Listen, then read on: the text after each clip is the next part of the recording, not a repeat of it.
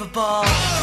Well, today we're talking with the atheist and the Christian who walked into a bar. That's the name, or sort of the name, of a new book by Randal Rauser and Justin Schieber. Randal Rauser is a Christian theologian and philosopher. Justin Schieber is an atheist philosopher. And they've just written a new book together called An Atheist and a Christian Walk into a Bar, talking about God, the universe, and everything. It's published by Prometheus. It's almost like a book version of an edition of this show, actually. Very much a conversational dialogue in which they discuss their reasons for being a Christian and an atheist, respectively. Well, today on the show, they're going to be having a real-life conversation about the conversation in the book. Specifically, a section of the book discussing religious disagreement. If there is a God, shouldn't we expect to find people across the world having broadly similar ideas about God? And if they don't, is that evidence against God? Well, Justin says it is, and Randal says it isn't. So I'm looking forward to today's discussion and just getting how this book came about. It's a really fun read, actually. I've really enjoyed dipping into it over the last week or so. So welcome along to the programme, Justin and Randal. Well, thanks for having me, Justin. Good to be back. Yeah, it's good to be here. It's great to have you both. Randal, I think you're just north of the border. You're a Canadian, aren't you? Is that correct? Yes, I am. I'm about 5 hours north of Montana for my American friends. Okay. Driving. Do you, I don't know, does that kind of give you a different perspective on things to someone like Justin? Well, I think Canada has often been said is kind of somewhere in the North Atlantic culturally between Europe and the United States. But I think Justin and I, on politics, we're kind of similar. We're both kind of similar in our views of Donald Trump. So we can start with some common agreements. Okay. Well, I won't get into those opinions. We'll steer clear of that one. Justin, it's great to have you back on the show because although Randal has popped up probably once or twice a year over the years, it's been ages since we had you on the programme. The last time, I believe, was when you were engaging in a dialogue about violent parts of the Bible and so on. But you've kind of been interested in atheism and philosophy, specifically around the issues of religious belief, for a long time. Do you want to just start us off by telling us how you got into this area, Justin? Yeah, I mean, I'm not really sure that it's an easy path to those questions. I think really what it comes down to is the fact that there was a point in my life where I was a believer of Christianity, and then I found myself not believing, but the interest in the questions never went away. So I've only really just dove deeper and deeper into those issues, and so I'm getting more into. I mean, I'm just really interested in the questions, and so I try to read the best people that have anything to say on it. So I'm really into academic philosophy of religion, and so it's always nice to meet someone like Randal who's similarly interested in those questions and can discuss it on a particular level. You were a regular contributor to the Reasonable Doubt podcast, which was a few people getting together regularly to talk about issues of faith and belief from an atheistic perspective. Unfortunately, it's not going anymore, is it? No, we've disbanded. I think for about a year now, which is unfortunate. But that's what happens. You have 4 hosts that have adult lives, and it's hard to get them in the same room. Once every couple of weeks. So that was becoming increasingly challenging. Sure. Well, I enjoyed listening to it on occasion, and I know that you're continuing to engage in other ways, obviously, online. You run the Real Atheology website and YouTube channel, so that's one place to find out more about Justin. And, of course, Randal, you can be found at randalrauser.com. You're prolific in terms of the number of books you seem to be able to produce, Randal. I've struggled to get one out in the last 10 years. You seem to produce about 2 a year. But tell me, just for those who aren't familiar with you, Randal, a little of your background and how you first came across Justin. I was raised within the church, broadly evangelical. I'm currently Baptist. I've been teaching at a Baptist seminary in theology and church history for about 15 years now. Justin, we brought him out a couple years ago to Edmonton, and we had a debate at the University of Alberta. And it was a very productive debate and exchange, both in the debate hall and then afterwards, a group of us going out to a pub and just having a long conversation. And the next night, we had a dialogue at my seminary where we talked about faith and belief in front of a crowd. And that also was very productive. And that got us thinking that, it would be great to take this to the next level and have a book where we go into depth on these issues. And so that was the genesis of the book.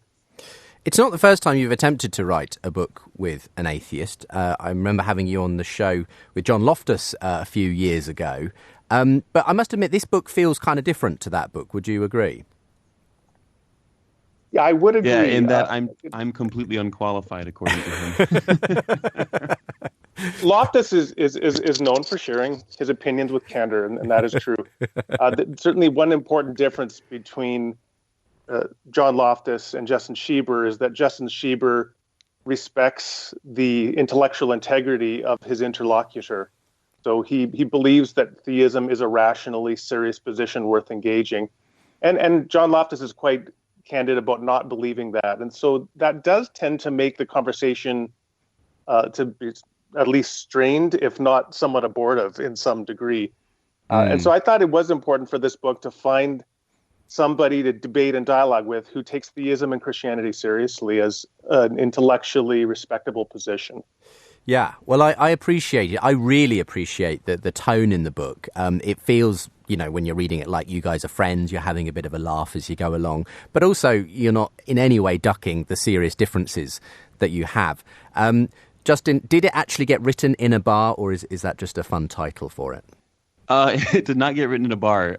If it were correctly titled, it would be called a Christian and an Atheist Login to Google Docs. But that was a title that was pretty frowned upon by the publisher. It kind of has, you've managed to recreate the feel of it being a conversation, a genuine dialogue, the back and forth and so on. But obviously, you have to have an editing process to make sure that you put it all in a way that fits into a reasonably sized chapter and so on. So was it kind of a big conversation which you kind of both edited and worked on until you were happy that it represented the kind of dialogue you do have? Yeah, I think it boiled down to the raw content was just us going back and forth a few times a day, interacting paragraph by paragraph, and then we would.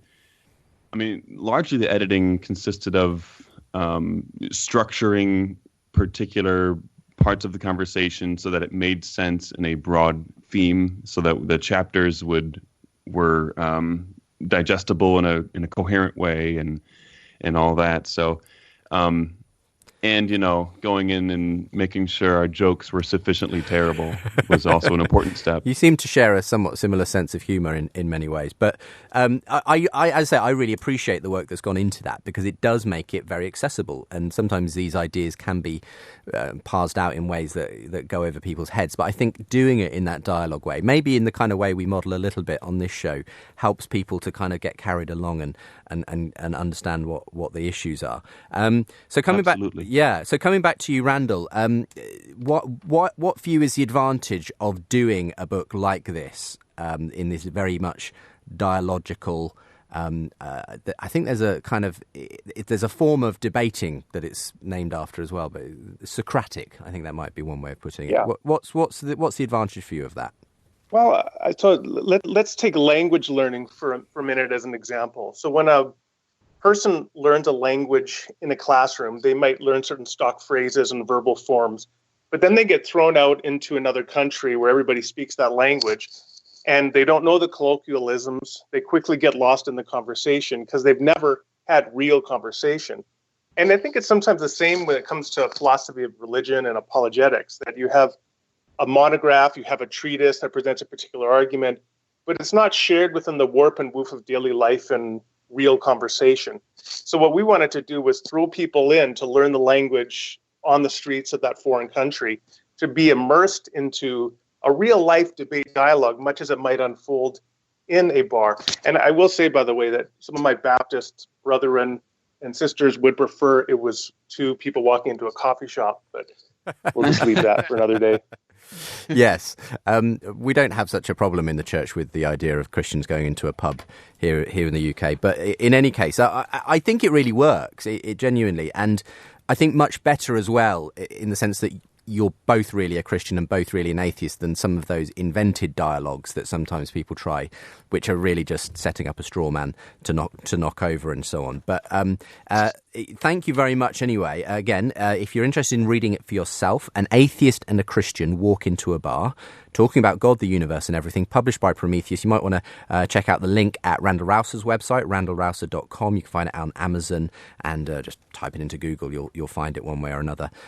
So that's worth doing. If you like the format of Unbelievable, I think you'll love the format of this book. But we're going to be talking in the remainder of today's programme about one of the issues that you unpack in the conversation in the book, specifically religious disagreement. This idea that, well, if there is a God, shouldn't that God have every motive to cause people to believe predominantly the same things about himself? And that clearly isn't the case in the world we live in. So we're going to be talking about that. If you'd like to respond to either this book or indeed the conversation we're having on the programme today, do get in touch. I'd be interested to hear from you. As usual, you can email in unbelievable@premier.org.uk. You can find us online at the website premierchristianradio.com/unbelievable. Loads of back catalogue of episodes, ways to engage with the show, links to the social media as well. If you want to follow me on Twitter at unbelievablejb and facebook.com/unbelievablejb to like the Facebook page of the show.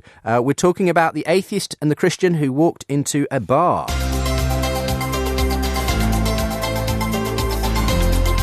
Unbelievable with Justin Brierley. So coming back to you both, Randal and Justin, my guests on the show today. What I like about this is it gives it a dialogue, but you also get a lot of content packed in there as well, because you've obviously marshalled your arguments and material well. And so you get these different segments. You have a debate on a particular subject and see it through. One of the meaty things you debate is religious disagreement.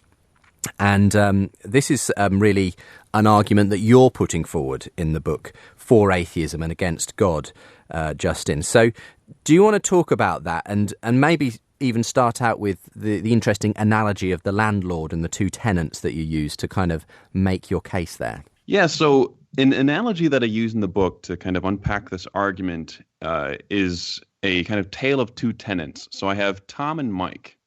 These are two tenants that are renting within the same apartment complex. And so for business reasons, they're told by their landlord that their landlord only communicates privately with each tenant. He'll never communicate with a group of tenants.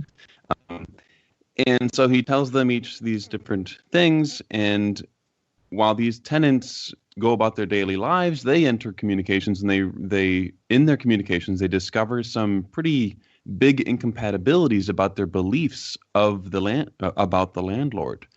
So, for example, of Tom and Mike, our two tenants, Tom says that the landlord wants all residents to pay rent by check, and yet Mike insists that the landlord commands that all residents pay in cash. Tom says that the landlord is a woman. Mike insists that the landlord is a man.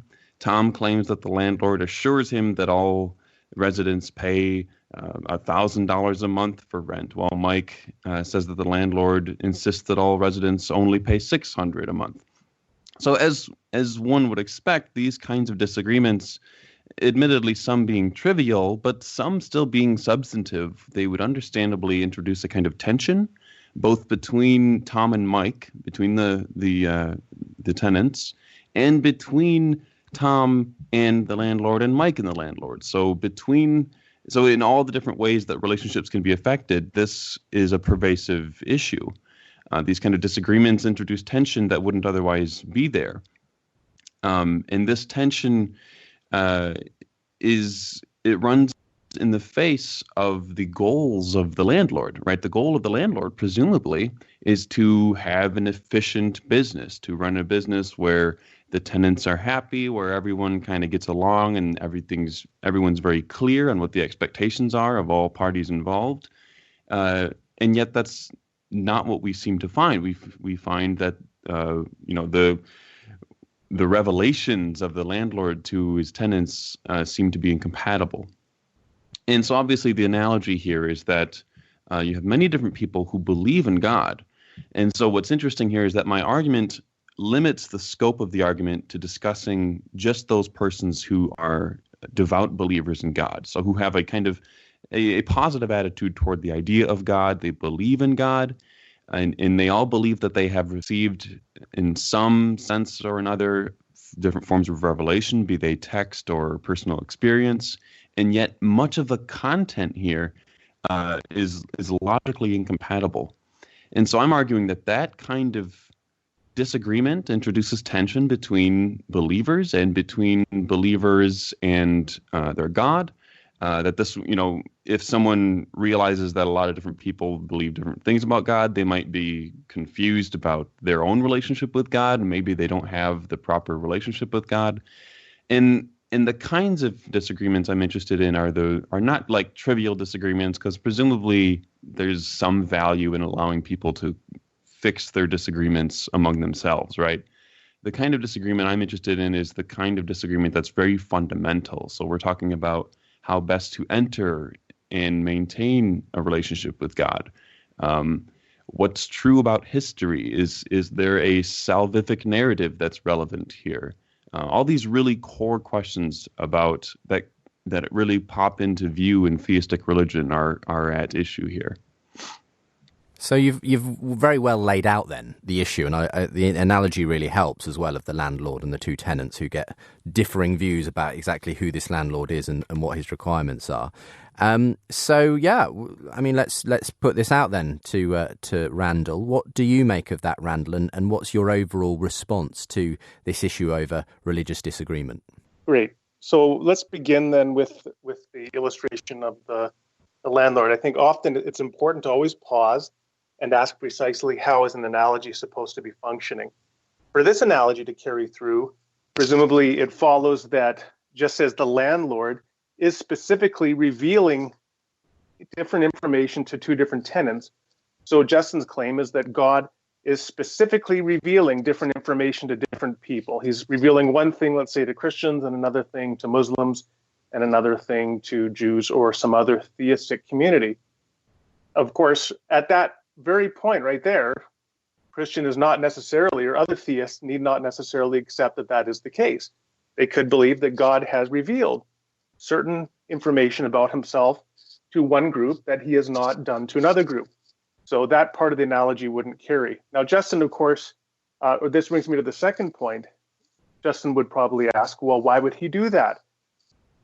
But he already conceded, if you listen to him at the end, that there are conditions under which God could presumably have morally sufficient reasons to reveal certain information about himself to one group or to one individual, which he does not to another, from which some level of disagreement ensues. I think the burden of proof is then on him to say why the degree of disagreement that we do find in the world today is an unacceptable degree. I mean, this comes back to a problem with objections to God's existence based on evil. If the objector wants to argue that God does not have morally sufficient reasons to allow the amount and distribution and intensity of evil we find in the world today, then the objector has to explain how much evil God would allow and how much evil he would not have a morally sufficient reason to allow. And I think it's the same problem here. If Justin wants a sustainable objection to God's existence based upon religious disagreement, he has to explain why the degree of disagreement we do in fact find in the world today is a reason to believe that God doesn't exist, because allegedly God could not have a reason to allow that. If I could interject before we come back to Justin there, I mean, it would be helpful to give some examples of how, it might be possible to see that God does have some reasons for allowing religious disagreement to take place in the world. So do you have any kind of ways of which you could suggest this might be one reason why God actually wouldn't necessarily be an overall bad thing to allow people to disagree about God? So I think that broadly speaking, you can kind of put potential disagreements into two different categories. One of the categories being relatively trivial disagreements, and one of the categories being disagreements that are such that they are so important and fundamental to relationship with to key relational and moral issues. So, for example, a parent and a child relationship, right? Like, let's say a parent has two twin toddlers, right? And the toddlers are disagreeing about who gets to play the video game next, right? The toddlers, they'll have to come up with some kind of social contract to kind of navigate that disagreement about, what's fair, among the two individuals. And the parent isn't, the parent is going to find value in that kind of exchange. And so that parent won't necessarily feel obligated to kind of enter in the exchange. And, unless someone's being bullied or something, the parent's not going to have much of a reason to, lay out a strict timeline of who can play what video game and when. But nevertheless, in the broad theistic situation, these disagreements do not amount to mere disagreements about video game time. These are disagreements about the very nature of God himself, about how to become saved. Are we saved by, do we earn our salvation, or is our salvation given merely by grace? What religious tradition is true? What is true about history? What profound moral truths are true? Should we organize a government around a democracy, or do we need to establish a caliphate? These are fundamental disagreements where you can find devout theistic believers on all sides of these disagreements. And just to clarify a quick point of the argument, my argument is not saying that God, that really any theistic believer would advocate that God is giving incompatible revelation. I'm not making that claim. What I'm saying is that the disagreements that do pop up, everyone claims they're from God, but clearly that can't be true. If it is true, then you have to explain why God would be giving incompatible revelations. But the point is that God has reasons to correct those misunderstandings, to identify which is true and which is false, and to clarify that, because only then will you be able to kind of get people to understand how best to interact with God, how best to enter a relationship with God.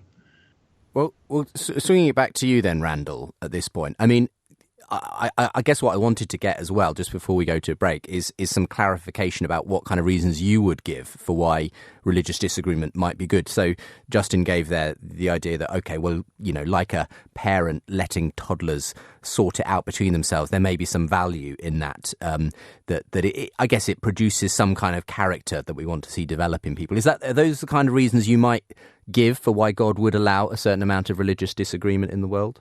Certainly that would be part of it. I give an illustration in the book of a team building exercise where a group of people say from a company or on one of those weekends of development, personal development, and they're given a task and they have to figure out how to accomplish this task. And that challenge gives them an opportunity. There's going to be some disagreement, some tension in interpreting the instructions and so on, but that is all part of building virtues and character within the group and the individuals that constitute the group.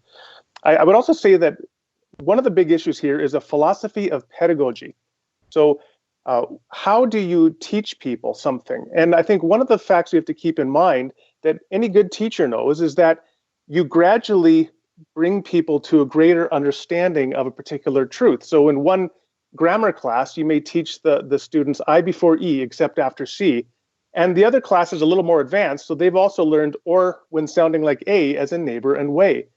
And technically, those are incompatible principles because the one seems to limit the grammatical principle to I before E except after C, and the other expands it. But the grammar teacher knows that is a proper way to bring students into a larger understanding. So I think some of the disagreement we find is also explicable in terms of God as a master pedagogue or master teacher, accommodating himself to various students and revealing different aspects of his nature and moral requirements to them at different times. We're going to take a quick break because I don't want anyone to start talking and me have to cut them off. But I would like to come back to you, Randal, to also this issue that Justin raises about, but aren't there all kinds of disagreements that are so fundamental that really God has every reason and should really intervene to make sure people aren't believing things that would, potentially limit their salvation or whatever. We'll come back to you for that in a moment's time. On the programme today, this is Unbelievable, a show that brings Christians and non-Christians together. I'm talking to Randal Rauser, he's a Christian theologian, and Justin Schieber, he's an atheist philosopher. They've both contributed to the programme before. They've just written a book together. It's really good. You should read it. An atheist and a Christian walk into a bar, talking about God, the universe and everything, and we're just digging into one of the areas that they explore in that dialogue in the book today, religious disagreement. Come back in a short moment's time. Today we're talking about the atheist and the Christian who walked into a bar. Well, they certainly have had some discussions in a bar or two, but this book was written really as the fruit of many discussions they'd had together. Justin Schieber and Randal Rauser talking about their different perspectives as a Christian and an atheist. And in their new book, An Atheist and a Christian Walk into a Bar, they tackle all kinds of issues, God, the universe and everything. Today we've been talking about religious disagreement. Is the fact that so many conceptions of God, different religions in the world exist, evidence against God? His view, Justin's view is yes, it is. Randal's view is no, not necessarily. We're getting into that, a very interesting discussion about that. So, Randal, I'm going to come back to you because your view, as we heard, is that A, there may be some reason why God would allow a certain amount of disagreement for some kind of character building purpose and so on. And it's really, Justin has to show why it reaches such a level that therefore it counts against God before we can we can dismiss the existence of God. But Justin's overall point is it feels like some of these issues are so important, so fundamental. Forget about the character building stuff, Randal. This could determine someone's eternal future. So what do you say to that kind of stuff? Yeah, I like how you set that up. So let me say a couple things. First, I just want to quickly reiterate, it's not simply that this is some possible way. I think that we really do see manifest goods in this. I was in an ecumenical dialogue a few months ago with Lutherans, Baptists, and Catholics. And the fact that we all came together and had to learn to dialogue and listen to one another was a profound experience. And I think we shouldn't underestimate the value of that. A second point I would make is the value of freedom. Now, Pascal famously made this point when we talk about God's hiddenness, that God is allowing us the freedom to find him through rational reflection. He doesn't force himself upon us. And so I think there's value in that. Third point I would just say quickly, I'll go to Romans 2:14 and 15. Paul says, "For when Gentiles who do not have the law by nature do what the law requires, they are a law to themselves, even though they do not have the law. They show that the work of the law is written on their hearts." Now, I think that's an important point that any theist can keep in mind. Justin's objection seems to be that people shouldn't be held morally culpable or responsible for failing to act on knowledge they have not been given. And I agree. I don't think that Christianity, let alone bare theism, commits us to such a proposition. I think that God judges each person appropriately based upon the degree of revelation to which they have access. That's an interesting response. And I guess it does get us into that whole area of, what about people who have never heard of Jesus and all the rest of it. But why for you isn't that enough of a response, Justin, to kind of mitigate God's responsibility when it comes to this religious disagreement? Sure. I think, so Randal brought up a kind of team building analogy to kind of tease out some of the benefits that might be available on allowing some kinds of disagreement to persist. So what's interesting, though, is that in team building exercises, people are drawn together to combine their strengths as individuals to kind of figure out the best solution to whatever problem or task given by an instructor, right? But imagine if prior to the group coming together, the instructor met privately with each individual of the group and gave them fundamentally different problems to solve, rules to obey, and time limits to follow. So then ask yourself, well, how successful is a team building exercise going to be if everybody has their own fundamentally different view about what they're even supposed to be doing as a team? So in essence, the team building analogy supports my point. What we would expect from a team building exercise is for some clarification to come from the top down about exactly what is expected from the participants. And that's the exact argument that I'm forwarding. we do not have that top-down clarification, and that's a problem for theism, I think. Moreover, when it comes to the argument, I think that what I'm suggesting here is that the denial of theism just makes better sense of this data, and so it's evidence against theism. So theism has a number of reasons why we should be surprised at both the degree and the widespread nature of religious disagreement. So if God exists, He'd want every one of His willing and open creatures that have the truth about God's existence to understand how best to live, how to live the good life, and all those various fundamental details I laid out before. Moreover, if God is ultimate truth, God values truth for its own nature, and there's an intrinsic reason to prevent, or at least to intervene to prevent the persistence of false belief.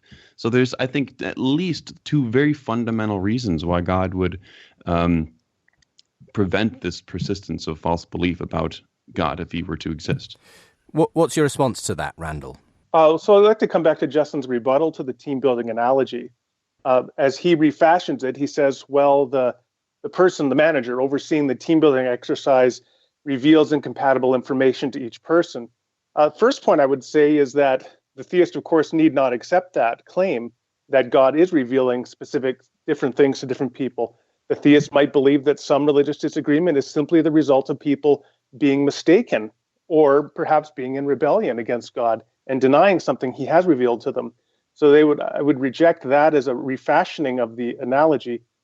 Second point I would say is, as I already said with the grammatical analogy, I before E except after C, the manager could reveal certain things to different people prior to the advent of the team building exercise with a good reason for doing so. He reveals greater information or somewhat different information to one rather than another because he's accommodating himself to the skills and aptitudes of that individual or group.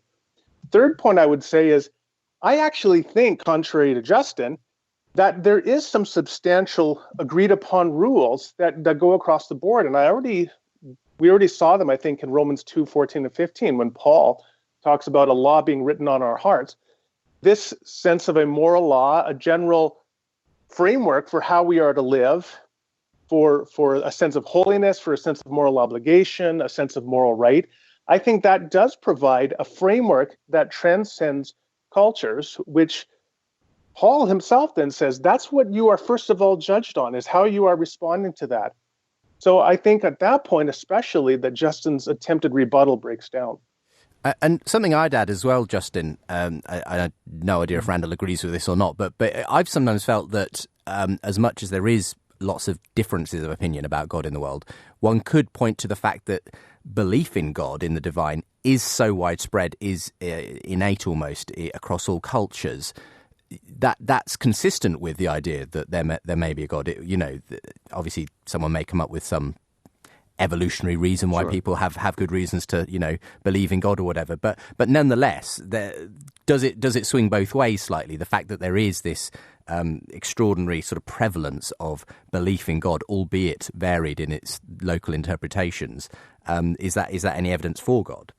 Yeah, no, I think you bring up an interesting point. One thing I do want to say is that again, I'm not advocating that God is somehow giving incompatible revelations to different people. That's not the argument. I'm giving these analogies to show how different people might interpret these kinds of situations, right? So in the team building analogy, I'm setting up a situation where every person in that team believes something fundamentally different about the goals of that particular exercise. That's a problem. You would expect the instructor at that point to clarify the goal of the project. Otherwise, you can't work together on a goal. You can't work together unless you know what the goal is, right? That's the point of the team building analogy, typically. I mean, what I took from and Randal, you may want to clarify here, Randal's response, though, was that he thinks the fundamental goal isn't so unclear, that all people are on some kind of quest to discover God, and to have meaning in life, and to find salvation in that sense. But then they obviously come up with very different ways in which they think that should be done. But so I suppose it depends what you think the goal is and why you would think it seems to be so mismatched between different religions in that sense, Justin. But Randal, do you want to just clarify what you think this fundamental goal is that, and you've already spoken about Romans and what you think Paul's getting at there?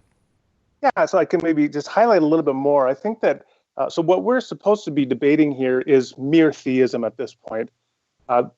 Does the religious disagreement in the world provide evidence against such a being as God, where God is this maximally perfect, powerful, omnipotent, wise being? And I think what's going on with Justin's objection is that he's adding something to that, which is some form of exclusivism. Namely, if you do not have certain doctrinal beliefs about God sorted in this life, then that's going to have egregious eternal consequences. And a theist simply need not accept that. A theist could accept, for example, as I've suggested here, some sort of inclusivism, which says that God judges people on the evidence that they've been given. He judges them on their heart. And that's consistent with all sorts of people finding themselves in a reconciled relationship with God, despite lacking particular dogmatic or doctrinal beliefs about God. So I don't think that his argument functions unless you assume a much narrower exclusivism to go along with your theism. Okay. How would you respond to that, Justin? Yeah, I don't think that my argument entails any exclusivism whatsoever. So I think that what it boils down to is that there are many people who believe that they have a genuine revelation from God, but that these revelations are incompatible. And not only, this is important, not only does that introduce tension between persons and God as a potential barrier for a deeper relationship with God, but it also introduces tension between different believers who disagree about the fundamental nature of God. So, for example, you're going to have disagreements between different traditions, and, for some people, they might believe that, the best way to be in favor with God is to establish a caliphate and to impose certain bits of violence on individuals. Other people might find that to be a threat, and so that introduces tension, right? But that doesn't mean that these beliefs are not genuine beliefs about the fundamental nature of God. Other people might believe that, if you don't have a personal relationship with specifically Jesus, that you're going to go to hell. And so persons with children who are being raised in a Christian home might have a reason to prevent their children from interacting with children of other faiths or traditions, because, that puts them at least at risk. So there are all these kinds of tensions that it introduces between the people on the ground. Moreover, this isn't about exclusivism as so much as it is God caring about truth. Not all of these people can be correct about God. Some people are going there, if there is someone that's correct, then there's going to be at least many people that are wrong about this. And it seems to me like a God who is absolute truth would care to correct false beliefs. Is it God's job to make sure people believe the right things then, Randal? Well, that's a complicated question. I think that when Justin talks about truth, we have to and we can add to that knowledge. We have to distinguish between different kinds of knowledge. So there is the knowledge of propositional truth. There is also a knowledge of acquaintance or a knowledge of experience. And Justin focuses exclusively, it seems to me, on this issue of doctrinal disagreement or knowledge of propositional truth. And I think that's a very reductionistic way to think about it, because if you think about a parent-child relationship, the profundity of that relationship begins far before that child ever learns any propositional truth about their parent. When they are developing fetus, when they are a newborn in their mother's arms, when they are a toddler, they are slowly beginning to acquire propositional truth, but all the time they have an acquaintance knowledge of their parent. So I think if Justin wants a sustainable argument here, he also needs to consider the value of acquaintance knowledge and of a developmental acquaintance knowledge, just as you have with a parent and child. How does he know that there is not a vast amount of acquaintance knowledge that is gradually being acquired by individuals and communities through time, which does not greatly ameliorate the strength of his objection as he presently perceives it? Go ahead, Justin. Sure. So I think that at the end of the day, relationships are going to be two-way streets. And those streets are at their best when they're paved with a mutual awareness. So when it comes to disagreements here, when it comes to the value of relationships, I think it's quite clear that the most meaningful relationships are those which are entered into freely by willing and aware participants. It might be the case that there is some substantive kind of relationship that exists between precognitive fetuses or something and their mothers. This is something that Randal and I discussed in the book about the different kinds of relationships that might exist.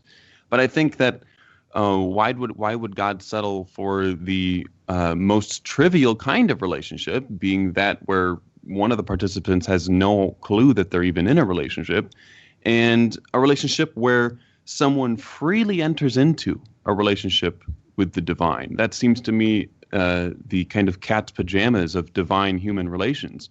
So it doesn't make sense to me why, if the option's there, why we would settle for a relationship that's based on false understandings of God, but nevertheless they somehow get this vague idea of a moral essence. That just seems rather empty when compared to more deeper relationships. If I could quote you from the book here, Justin, as well. Sure. You say to Randal, your proposal amounts to little more than an imaginative and ad hoc what-if scenario. So your overall point, and maybe this is the one to toss back here to Randal as well, is, okay, Randal, you can come up with lots of maybes about these situations, but to me, it looks like the more obvious explanation is there isn't a God there. People are just coming up with their different ideas, as humans do, about God.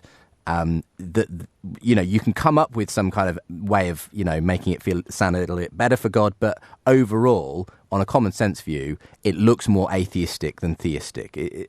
I'm getting that sense from you. Yeah, when it comes to the general outline of the argument, it's inductive. It's probably better posed as an abductive argument, as an argument to the best explanation. Presumably, if the world were different, let's say if people on different continents all somehow came to not only belief in God, but specific agreement on doctrinal beliefs, having not even communicated with each other, presumably if that's the world we lived in, Randal would be on the other side of the microphone arguing that this is evidence for God. That fact should lead us to think that the disagreement that we have in our actual world is evidence against God. So there's a few things there to pick up on, Randal. Where do you want to begin? I have to come back for a minute to what Justin said about acquaintance knowledge and then go from there. So he mentioned, I had given the illustration of an infant and the infant's mother. The infant lacks any propositional knowledge, but has a profound acquaintance knowledge of the mother. Justin referred to that relationship, and these were his words, the most trivial kind of relationship, he says, is a non-cognitive relationship of one person to another. And I just emphatically disagree with that. I don't think that he's begun to appreciate the value of acquaintance knowledge. That mother has a profound acquaintance, a mutually bonded relationship with her child. Compare that to the relationship with her coworker in the next cubicle in the office. That coworker may have all sorts of propositional knowledge about the mother, but has no profound relationship with her. By contrast, the infant who lacks that cognitive propositional knowledge nonetheless has a profound relationship. And until we value that kind of relationship, I don't think we're going to properly be able to assess the issue at hand. Second point I'd like to say is, as to which seems more plausible, I would just point to our conversation right now. I think that there is enormous value in a person like Justin and myself dialoguing about these issues, debating these issues, and doing so ironically, friendly, developing our own relationship as we try to understand better who God is or if God is. So I think the very fact that we are having this conversation, the very fact that we wrote this book, provides more evidence for the plausibility of my rebuttal to Justin's objection. But Justin says, hey, if it turned out everyone had just the same beliefs across the world on different continents about God, wouldn't you equally be making a case for God from that? Well, the thing is, I'm not making a case for God either way. What I'm doing is showing that whether everybody agreed about God or whether we don't, neither one of those is an objection to God. I'm not saying that we should reason to God's existence based upon that data. I'm simply saying that data is not a good reason to reject God's existence. Okay. There are so many Justins in this program, I sometimes get confused. But Justin, the atheist, what's your response to that?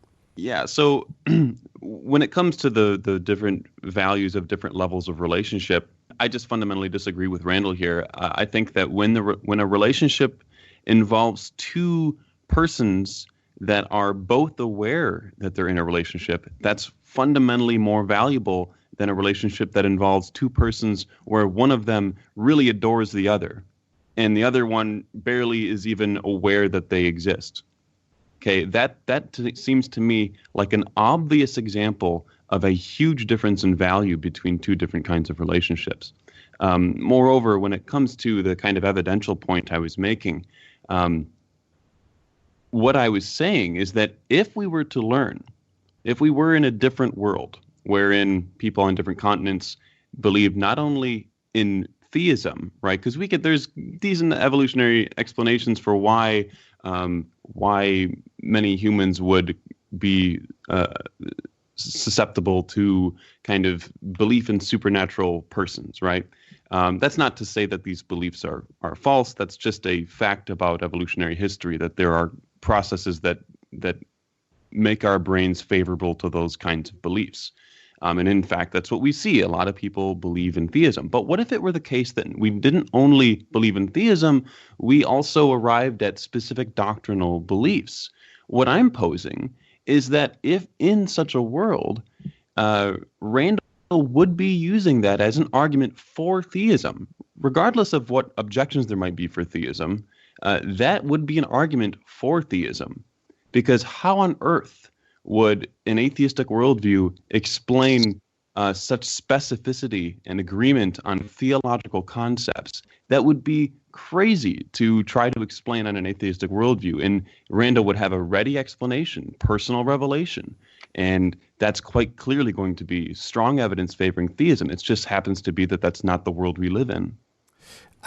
Well, we're kind of discussing two different points here at the moment, and so I'll let you respond to both of them, Randal, again. But just to summarise, one of these points is Justin saying he doesn't see how the relationship of a mother to an infant who perhaps has no real awareness of the mother at this point in their development, it counts as the same kind of importance of a relationship as the one who is consciously aware of the other. I mean, just to catch me up as much as anything, is the analogy in the God situation? Okay, there are some people who claim to have a direct relationship with God and awareness of God. There are other people who haven't given it the least bit of thought. They're very happy atheists, never thinking about God, but nevertheless, it's still important to God that he has a relationship, even though it's in no way reciprocated towards him. Have I got the right idea there? Is that kind of what you're saying, Randal?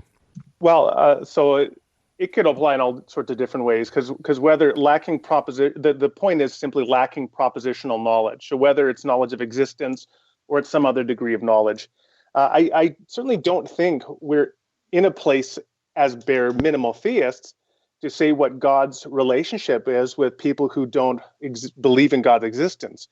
And I think that there are all sorts of reasons why people don't believe in God's existence. So Christians should be should be slow to judge individuals. For example, if you have Asperger's syndrome, there's a much higher likelihood that you won't believe in God's existence. And that seems to be in part due to your cognitive wiring, that there's an inability to conceive of an abstract, non-physical being, let alone to conceive yourself relating to that being.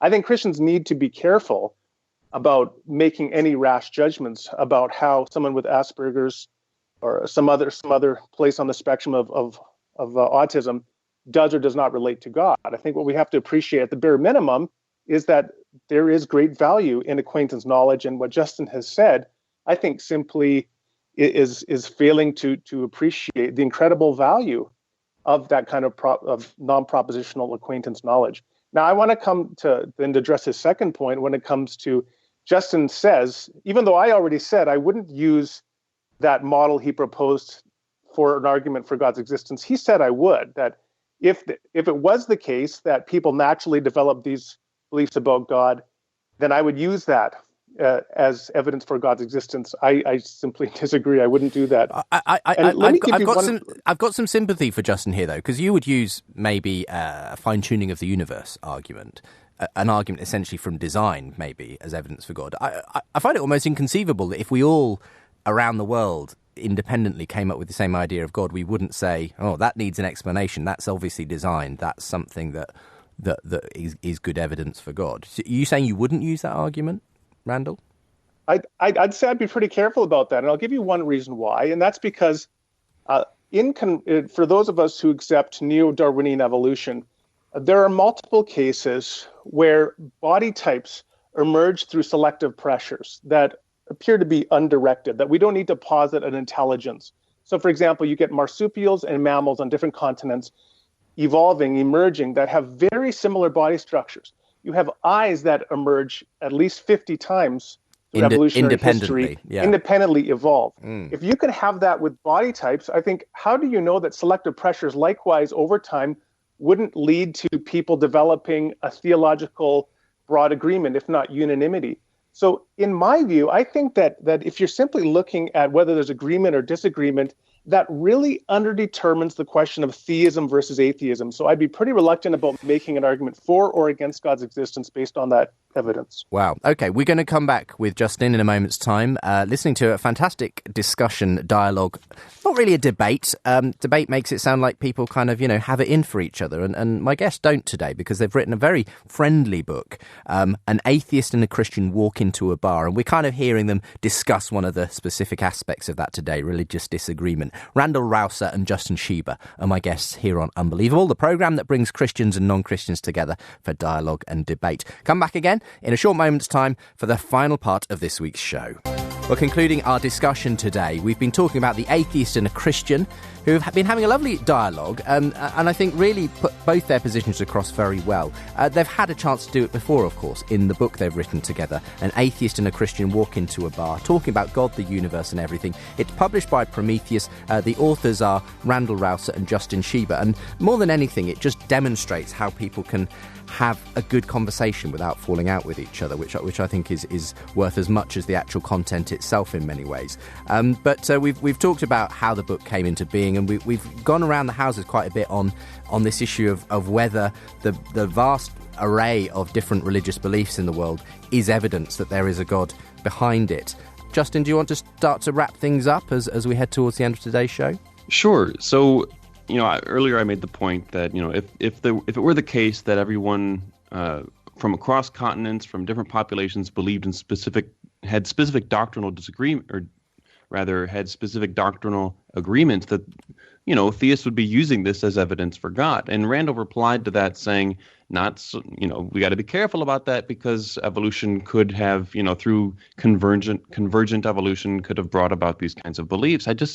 I find that remarkably implausible. So, there certainly are several kinds of plausible evolutionary benefits and therefore explanations for widespread beliefs in a general category of immaterial persons or spirits, right? But anybody familiar with that literature is well aware that the specificity ends starkly there. More nuanced, content-rich doctrines that serve to divide up the great monotheistic beliefs that I'm appealing to today simply are not going to be plausibly sensitive to these kinds of selective pressures. I mean, ask yourself, what kinds of evolutionary selective pressures would bring humanity toward a unified belief in, say, a triune God, or in divine simplicity, or in a particular understanding of the doctrine of atonement? These are just not plausible ideas here.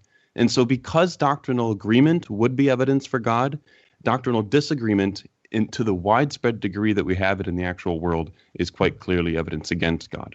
Randal, do you want to reply, and then we'll start to begin to bring things together? Sure. So Justin says that he just doesn't find this plausible, that you'd have these natural convergent forces that might bring about some degree of doctrinal agreement. I find that really ironic, because beginning in the middle of the 19th century, when Feuerbach proposed a projection theory of religion, and then Freud and Marx and others developed it, it's been very common among atheists to say that religious beliefs and belief in a fatherly figure who has this maximal power, which you do find, Justin, as you noted, Justin Brierley, that is. You do find that across cultures. There have been all these naturalistic accounts of how evolutionary pressures would bring about religious belief and agreement. So the fact that Justin finds that implausible, I find that really striking. Because I think that there is broad agreement among many atheists and skeptics that you can explain this degree of agreement that you do find through evolutionary processes. And so what he'd have to say is, but it's just implausible to say that there could be any more than what we find. Now, the second point I just make to wrap up is, even if agreement did support God, like a higher degree of agreement did support the existence of God, it wouldn't follow that the current relative lack of agreement doesn't support God. So, I mean, even if I did take that view, it doesn't follow that the state of affairs we are currently in supports atheism. Okay. I mean, Justin, I guess there are lots of arguments, both for and against God, out there. I've always kind of felt like this one is another version of the problem of evil, because essentially it's saying if there is a God, then he should. He's obliged to make people believe in him properly so that they do come in, into relationship with him and so on, and it's therefore unjust for him not to do that in some way. But I mean, in that sense, there may be other arguments that Randal has up his sleeve to do with, I don't know, cosmology, morality, all those other things, which he says, even if there's some strength to your argument here, Justin, it's not decisive. There's plenty of other evidence on the other side of the scale, which goes against that. I mean, how strong an argument, I suppose I'm asking, is this against God? Is this like a killer blow for you, or is it just this should make the theist ponder whether they're really right about this? Sure, I think that this is but one argument among many. It needs to be weighed, and I think it has significant weight to it. Nevertheless, there's nothing preventing an individual like Randal or any other theist from having a bunch of other arguments on the other side and saying, well, the cumulative strength of these arguments outweighs your disagreement argument and the argument from evil or any other atheistic argument, and therefore I still find theism to be more plausible. There's nothing that omits that. This is certainly not a deductive argument that completely makes God irrational to believe, right? And that said, I think it is a strong argument, and because of that, I think it deserves consideration. And so I think that Randal and I have a really substantive dialogue in the book because of the power of the argument. I think that he recognizes that it needs to be taken seriously. And you've obviously dealt with it in quite a philosophically rigorous way, but I think in general terms, people kind of make this argument all the time. Friends of mine who say, "Oh, look at all the different things people believe in Christianity. Oh, how can anyone believe that they've got the right idea?" I think it's generally people kind of intuitively think it shouldn't be this way if there's a God about. Is that? It's funny because I get the argument, or when I would hear people make those claims, I was initially quite dismissive of them because I've never seen much of a rigorous argument from that. But the more I thought about it, the more I realized that there actually was a substantive philosophical argument there. And Randal, the thing that this has been making me think about all the time is the words of Jesus as recorded in the Gospel of John. Before he go to his crucifixion, his final prayer for his disciples is that they would be, made one in unity. And that's obviously something we haven't seen in the Christian church over millennia. And so I guess as a Christian, how do you deal with that? The fact that there is so much, not just religious disagreement, but within Christianity, there's been a millennia of disagreement as well. Yeah, that is something, I don't want it to be seen that I'm brushing away Justin's argument by any means. I'm not persuaded by it, but this is something we have to take seriously. And there is a lot of disagreement within Christianity itself, as you've noted. So the rite of initiation, what does it mean to become a part of the Christian community? Well, there isn't agreement on that. Some people believe in pedobaptism. Some people believe in believer's baptism. What is the central unifying sacrament of Christianity, or ordinance, as I would say as a Baptist? Again, there's some agreement there, but there's also a lot of disagreement. The question is, can we know that God couldn't have morally sufficient reasons for allowing that degree of disagreement? And I'm simply not persuaded that that's the case. I think often when you come to an issue, let's say Calvinism and Arminianism, I'm pretty persuaded that there are providential reasons why God has left that ambiguous. And part of that is us fleshing that out and debating it, and hopefully in a charitable and ironic way, much like that team building exercise.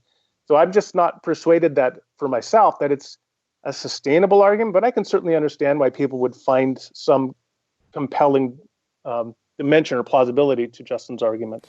And generally, when it comes to inter-Christian understanding, I'm persuaded that things have improved, for me at least, significantly in the last 50 years. I mean, just here in the UK, the kinds of things that might have divided Catholics and Protestants 50 years ago, it's a completely different world we're living in now in terms of the level of shared fellowship and being able to see each other as brothers and sisters in Christ that now exists. I share that. I mean, as I briefly said, with this ecumenical dialogue I was a part of a few months ago between Baptists, Lutherans, actually there are also Mennonites, and then Catholics, I just find enormous richness in being challenged to dialogue and listen to one another, understand where one's coming from, another person's coming from. So I'm persuaded that there is great relational value that God is actualizing through the degree of disagreement that we presently find. It's been a fascinating discussion. Thank you both for being with me, Justin and Randal, on the show today. Oh, thanks so much for having me again. Yeah, it's been a lot of fun. And if you want we can agree on that. we certainly can, yes. And I can also agree that it is worth people picking up your book, gentlemen. So again, I'll just give a final mention for that. An Atheist and a Christian Walk into a Bar. Prometheus Publishing. Go to the websites. You can find it at randalrauser.com. Find out more about Randal there. Realatheology.com is where you can find out more about Justin. That'll direct you to his YouTube channel, or simply search it up on Amazon. And I hope people enjoy reading it as much as I have. But for the moment, thank you both for being on the show today. Thank you. Take care.